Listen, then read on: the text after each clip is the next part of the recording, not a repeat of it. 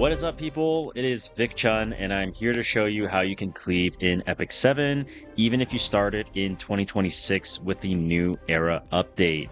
Cleave in RTA isn't just about limited or collaboration heroes that are not available anymore, like Freerun. It's more so about understanding your strengths and weaknesses while playing to your strengths every single time. And in this guide, I've created a simple cleave framework, or some might call a flowchart, that you can follow or apply to your own game so that you can reach your desired rank. Note, results may vary depending on your gear, but just know heroes are no longer a limitation with all of the amazing rewards that the new era update provides. Now, assuming you're taking advantage of the discounted mystic summons that all players benefit from, some of the MO5 heroes you can rely on in RTA are Lady of the Scales, Boss Arunca, and Nodos. Genesis Ross being free after 2 weeks should be no surprise, which is why he's in this spot as well. But to get started, make sure you pre-ban Harsetti and Valiant in every single game. This is the most important step, otherwise everything else will fall apart due to their unique passives taking over the game.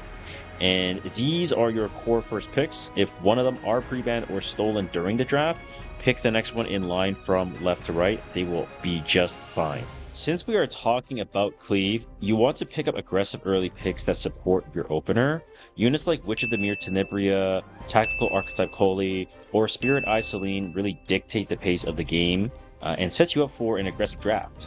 Now, mind you, I did put Spirit Eye Celine in here because you can buy her for $10 in one of the early Moonlight packs, which I hope you didn't skip out on because that is infinite value.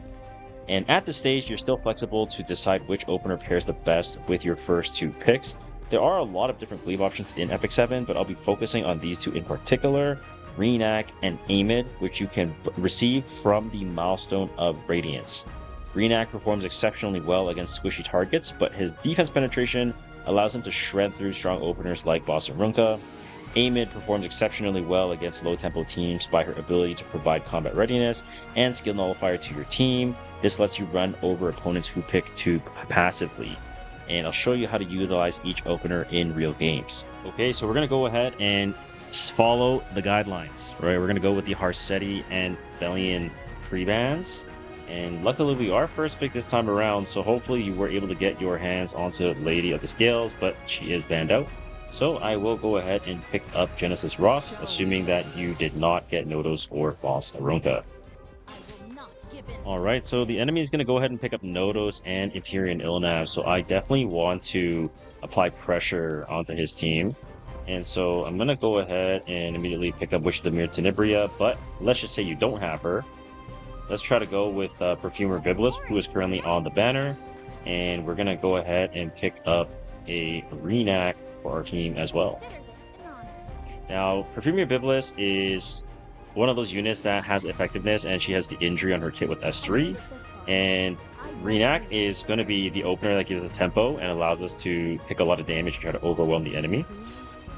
And looks like he goes for Christie and Monarch of the Sword Issyria, which is a big counter unit. So I'm going to go ahead and pick up Mort, which is in the 4th and 5th picks, as you can see. And additionally, I want to pick another character that's going to allow us to land the debuffs that we're going to need, or in fact, rather, go for really big damage. So I am going to want to maybe think about going for Afternoon Soak Flan maybe, or even going for like a Robin to just go try to land my debuffs onto them. Could be kind of interesting. And so because Robin is an RGB, pick up that Robin. And Robin did recently get buffed as well, with her Assassin's Pledge getting reworked a little bit from the recent balance patch. So this combination of units can be pretty strong. We're going to go ahead and ban up the Bunny Dom as it gives immunity and stuff. And off we go. Let's see what happens. Alright, so I'm going to go ahead and try to pilfer the Nodos. We did get double countered. Hopefully this doesn't result in us dying. Okay, that was kind of scary.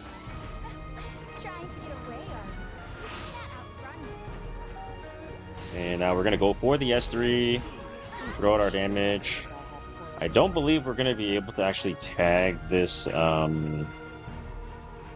don't think we're gonna be able to tag this. So I'm gonna try to dispel the Ilnav, because I need the Ilnav to die, as this Ilnav is gonna be the cleanser in this team. Oh, we land 3 burns. That's massive. I'm going to soul burn S3 from the Assassin's Pledge and detonate all the burns.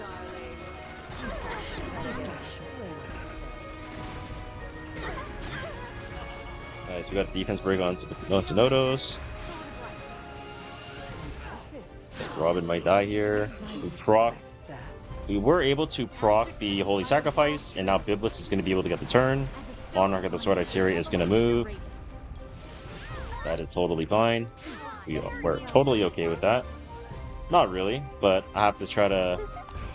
I need to land my debuffs onto Nodos. I do have a redirect provoke, so it is not over yet. Oh, there we go. We got the redirect provoke, which is massive. And now I'm going to soul burn S2 onto the Monarch Isiri. I want to seal off her passive so that I can penetrate her defense. I have to unfortunately eat another counter and take more injury, but I think it's okay. We will S3. We're going to kill off Christie. We'll kill off Nodos in the process. Hopefully we can do enough damage onto this Monarch Isiri while we're injured. Okay, eat another Elbrus. Now, Monarch Isiri no longer has the S3, so she cannot cleanse. This is going to proc my Biblis again. And now I am going to go for a Soulburn S1, which is going to trigger a dual attack with my G-Ross. And that's going to kill off the Monarch Isiri. Nice and easy.